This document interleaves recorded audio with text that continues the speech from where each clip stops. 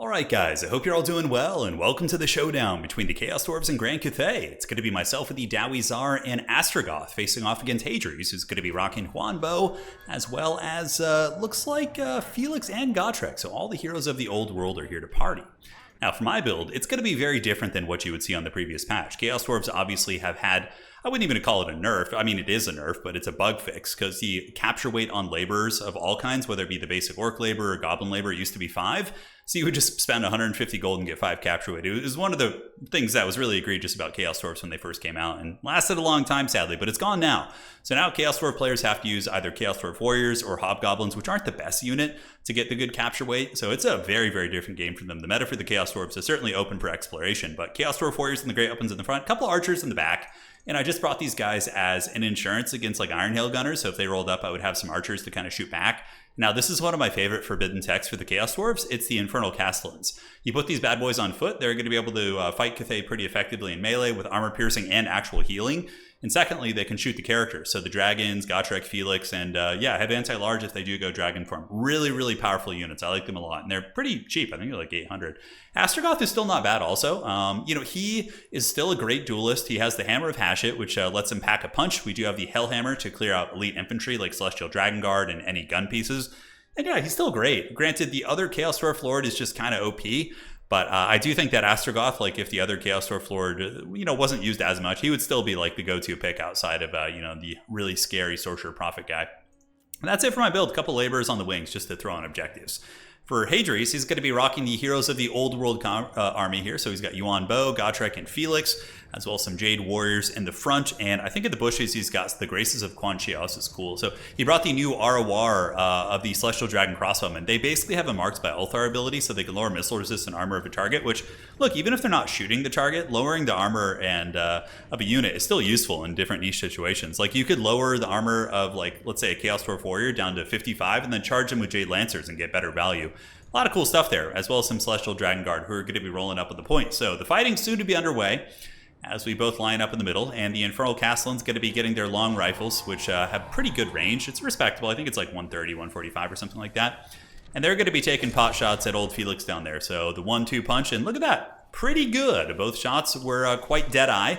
In the backfield, the Grand Cathay cannon now going to be tearing into my units, and it hurts pretty bad. Grand Cathay's cannons, I feel like they do better damage against like infantry than the ones on the Empire and Dwarves do, but maybe it's just the cool sound effect that they have. They have that like heavy rumbling sound, which I think is so cool. So we go for a triple push here. I was like, okay, let's try and take advantage of Cathay's very static nature, but he actually had some nice ambushes of his own. The Graces of Quan Yin, Quan Yin, is that what it is? Kuai Yin, yes. They're able to get a beautiful ambush. And I just thought those were like peasant archers, but man, they were nailing my Chaos Dwarf Warriors here. So the Hobgoblin's going to be moving in, trying to help, and we also call in a Bale Taurus, a big 1700 gold monster, very, very expensive, to try and help me win this fight and turn the tide of all that goodness, right? So here, Yuan, the Jade Dragon, going to be cruising up, and he is sprinting for the boys, but Foghorn Leghorn going to be coming in with the Hammer of Hashit and hopefully chasing him off, so we'll see what kind of damage we can get. When this is popped, his weapon strength goes up to 720. It's pretty bonkers, but the dragon characters have insane HP. But thankfully, we do catch him overextending a little bit, and we do get a couple nice attacks on him. But unfortunately, we are going to be netted by Yuan, and it looks like Gotrek and Felix have gotten the memo, and now they're going to be on their way in to help, but Yuan going to use the nets to escape. It looks like he's going to be turning around to fight once again, which is certainly a bold strategy, Cotton. We'll have to see how it works out. Chaos Dwarf Warriors heading to the middle objective. Cannon still doing some work. And this fight on this side has been basically an absolute disaster. Orc Laborers getting bashed by Celestial Dragon Guard. The very expensive Chaos Dwarf Warrior Great Weapons getting nuked by the Graces of Kuai Yin. Really interesting to see Cathay with a little bit more of a, cross the battlefield playstyle rather than static formations. But we get a really good pick as well. Certainly a very back and forth battle. Felix got sniped pretty effectively. The Bale Taurus is going to be able to put some hurt on this bad boy.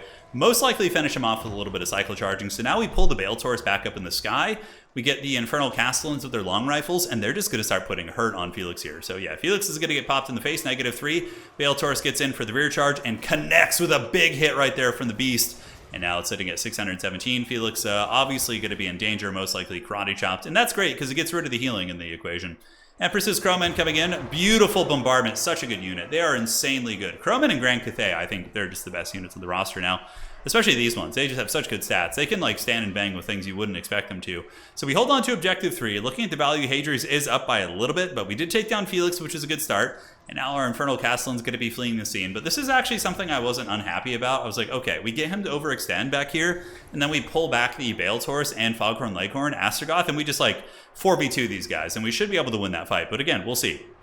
Nice Iron Hill Gunner fire. Beautiful, beautiful Daka here on the Baletor's. While the cannons keep ringing down from the deeps on the far side, objective is basically completely lost. The Grace of Kuai Yin was able to get the job done. Jade Lancers, or Jade Warriors and Celestial Dragon Guard, pretty scary indeed.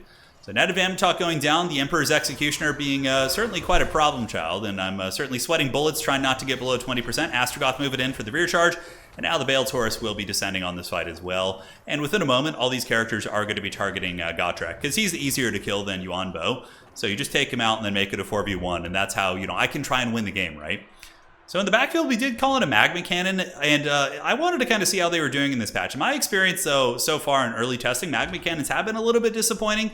We kind of, follow their careers with great progress right here. It does leave that little aftershock right there, but Orc Laborers kind of hustling across. While Chaos Dwarf Warriors with great weapons parked on the objective.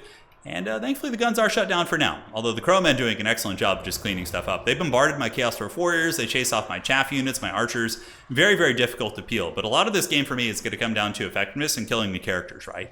I don't have any healing, and he's pretty well ahead on value right now. So Skullcrackers did get fixed in this patch. They're not like as brutal against single entities, still pretty formidable, but man, do they wreck infantry. They're still super, super good against armored infantry, so don't sleep on these bad boys. If you're looking to kill like, dwarf-type infantry, granted dwarves can shoot them with cannons, so it's a little bit precarious, but even still. Fighting rages on here. Gotrek and Felix, well, I guess it's just the Gotrek show now. He's fighting against probably someone that he really has got a serious grudge against, Chaos Dwarfs. Come on. You kidding me? Let's see if they've ever fixed his heal, the dreaded Gotrek heal, which has been bugged for like 10 years. But Gotrek does get taken down, and now it's just going to be Yuan Bo. But he's probably going to cast a net and try and escape here. As you can see, all the big scary villains are going to be turning on him and trying to take him down. That felt like my ticket out of this, because most of the frontline fighting had been very disastrous. The Graces of Kuai Yin had just punished me super hard. A big Hellhammer from Astragoth is going to be doing brutal damage. As you can see, the Hashit magic tearing through those elites for sure. As far as value goes, 5.1 to 6.7, that cannon's been absolutely nasty. And the downtown firepower and like the inexorable advance of the Iron Hail Gunners has been super, super stressful here. So big man up in the sky, Baletor is going to be hunting down old Yuan Bo, but he does have some support. And this is, the Crowmen are going to be able to tear into me pretty well here. My beast only has 60 armor. I mean, it could fight Yuan Bo pretty effectively one-on-one with no interference. I mean, they're pretty similar power levels. Yuan Bo's a little bit stronger, obviously. But with the Crowmen here, it's not good at all. Infernal Castellan trying to take pot shots with their long rifles, chip some HP off old Yuan Bo here. Chaos Dwarf Warriors heading to the objective, and I was just grateful to hold on to this objective for now. Hammer of Hashit, Chaos Dwarf Warriors fighting with their big man here. I guess he's not that big. I guess he's big comparatively speaking. I mean, he's towering over these Cathay Warriors, which are humans, right? Hobgoblins have arrived to the point. Bonus force infantry will be somewhat useful, but Jade Warriors' high armor and good melee defense will probably make it a tough fight for them. But, I was desperate. I just needed capture weight up here. But on the other side, our train did brutal damage. I didn't get to show you guys, but it basically just eviscerated the Graces of Kuai Yin. Currently sitting at 25 value. Now going to be charging in, just going balls deep on these Jade Warriors. And yeah, the trains are good now. I haven't tested too much on their SC potential, but yeah, they mow down infantry like really, really hard. They chunk them. And thankfully just inadvertently jukes that cannon shot right there. But I'm hoping that the Orc Laborers and this train are going to be able to clear off the very tattered Cathay forces, and maybe we can kind of scrap our way back. We have closed the value gap, 7,000 to 7.6, so it's getting a little bit close now. It's getting a little bit sweaty, if you know what I'm saying. Infernal Castellan's moving up. Unfortunately, they're in the danger zone. In the backfield, Hadri somehow took down my Magma Cannon with the Empress's Crowmen. Despite my Hobgoblins and the Baletor's back here, these things were just tearing it up. So I suppose this is part of the problem. Maybe the Hobgoblins ended up chasing things off and not finishing the job there. Back on this objective, the train able to just run over all these units. Skullcracker sitting at 1,400 value, and yeah, it's brutal. I mean, this thing also causes terror. So I think I might want to experiment more with these in this matchup. They seem pretty cheap, too, for what they do. Although they're very vulnerable against cannon fire. But if you had, like, really sweaty micro, I suppose you could kind of dodge it. Their turn rate's really poor, but yeah, they just like took out that whole Cathay position. And we'll make sure to watch this again. So I'm going to come back in just a second. We'll keep tabs on how effective it is here. Nice Talons of the Night coming down from Hadri's there. He blasts my old Chaos Dwarf Warriors who are heading up onto the point. Hobo Goblins and Infernal Castellans getting into combat. So the Infernal Castellans will get in with their axes, and the Hobo Goblins going to be riding down the Iron Hail Gunner. So finally shutting down some of the missile pieces. While on this far side, you can see the train. Look at how much damage it's done. Now, there was a little bit of friendly fire damage from the Great Cannon into the Celestial Dragon Guard, but man, this Skullcracker, I guess the angle it takes, right? Like, it just goes like right down the line and just mows through those infantry. Yeah, it has really, really nice attack animations. So 1900 and the Hobogoblin Sneaky Gets maybe will provide me enough capture weight with the train to get the job done here, but 2 halberds coming in, both through Celestial Dragon Guard, and the cannon is slowly just wearing down that Skullcracker. Certainly doesn't feel good. So going for a Ninja Cap in the middle, I was like, hey, I have good momentum here. Let's grab the 2 Hobogoblins as well as the Infernal Castellans and just grab this point. So we get objective number 2, and Yuan Bo coming for that booty. He's on the hunt, man. He does get the net on Astrogoth, which is going to be a long net, but I think I'll be pretty close to being free by the time he gets here. 3.5 against 3.6. I mean, their stats are pretty damn similar. Astrogoth might be able to win in a straight-up fight with the Black Hammer of Hashit pops, but the problem is, if I get below 20%, I can get executed. So despite the fact that I might be, like, winning that, he's going to get a huge Alpha Strike worth of damage. It also procs from his basic attacks, which is something, you know, a lot of folks don't know. Didn't quite get the middle objective. That sucked pretty bad. Jade Lancers made their way in, Peasant Horsemen and Jade Warriors. On the far side here, the train did excellent work. I mean, this thing got me over 2,000 value for, what, 1,200 or 1,300 that it costs? But the Peasant Horsemen and the Crowmen make their way, and they just kind of sweep up my crappy units there, so they get pushed into the Shadow Realm. Going for the Goon on Yuan Bo is the Bale Taurus, and very, very stressful for sure. The Beast is trying to fight it, but I'm knowing that I'm getting close to 20%. Now, Yuan Bo can only use his targeted execution, and yeah, there's a big Hellhammer in the distance there. Should be pretty good against those Iron Tails. Oh, big Hashit damage, baby. But yeah, you can see it's active now. That doesn't mean, well, it's not active. It means it's close. When it turns orange, it means you're executable. What I was going to say is he can only use his targeted execute against heroes and lords. But his basic attack animation execute, which he has, this one right here, so he can execute units that are below 20%, single entity. So like monsters and giants and things like that, which make him very formidable. But as far as his value goes, he's up to 2,400. He's not quite paid for himself. With the kit that Hadri's brought, he costs about 2,800. But he's certainly been very disruptive here. So more Chaos Dwarf Warriors trying to move in. Infernal Castellans, a great grinding unit, but I mean, this is a lot to grind through. That's a lot of Jade Lancers. That's a lot of Horsemen. It's going to take a substantial amount of time to try and get through that. Far side objective completely wrecked. I did get my Dread Train back, so the Skullcracker is looking for blood. I was like, hey, let's set it into Yuan Bo, but the cannons absolutely nail that down. The dead-eyed Grand Cannon in the back has been just so terrifying this whole game, whereas my Magma Cannon has just been useless. I think it's waddling off the edge of the map right now. So that was a big thing that cost me a lot of value, having an ineffective Magma Cannon. The Deathreaker probably still is the way to go, but you could also just not bring any heavy artillery against Cathay and just go with, like, you know, more train pressure on the sides. Like that type of stuff, or Bull Centaur Renders with shields are also pretty good here. I think there's a lot of cool tech that Chaos Dwarf players can start experimenting with in this patch. But now Yuan Bo's in his element, guys. He's going to be getting in there and just chain executing these Infernal Castellans. They're going to be having a pretty terrible time. We got a little bit of capture pressure here with Astrogoth, some archers moving out of the bushes to try and press the point. But the Crowmen are just going to shut me down so hard. And is he turning into his dragon form? I'm not sure. Castellan's going after him with the weapons. Breath attack from the Bale Taurus, trying to squeak out every morsel of damage I can against this Executioner. Castellans are getting their nice little pimp clubs, their fire glaives, and dragging him down. He's at about 2,100 HP. But now the Bale Taurus is going to be descending from the skies, trying to finish the job. It has a fat charge bonus of 80, so I figured that'd be pretty good.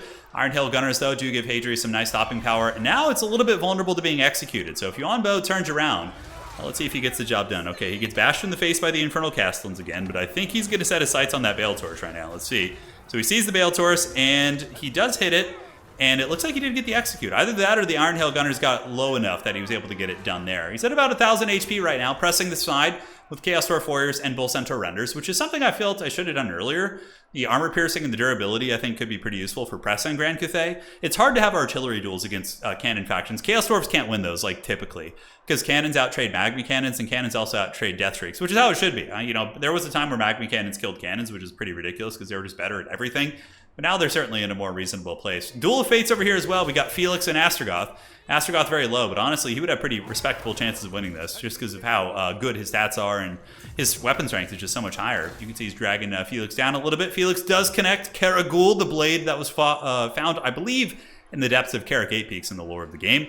Yuan Bo hasn't heard no bell. He actually took down one of the Castellans, and at this point, it's going to be GG, well played. Hadri's closes it out. And it was a really fun game. You know, I haven't played Chaos Dwarfs much since the capture weight changes. They're definitely going to be a lower mid-tier faction now, but still viable.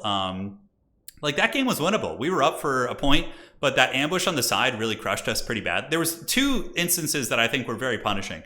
The ambush of these guys and me not recognizing what they were and just basically losing that entire flank instead of concentrating my forces, and also calling in the magma cannon. The magma cannon was basically useless and just fed Hadri's value, and I allocated so many resources to protecting it that I lost momentum on the battlefield. So I think I like the opening build. I'd probably cut the archers. I think I would cut the magma cannons, maybe slap down more of the trains, because, man, that thing was good. So was the Veil Taurus, too. Like, 2,400 and 21 on this bad boy, that's very respectable. So, yeah, maybe cut the magma cannons, get a second train unit, and find a way to get a Bull Centaur render out in the battlefield earlier. I think they're really good here. So, GG, well played. That was a great Cathay game. The blessed number 69 as he surpasses his value here.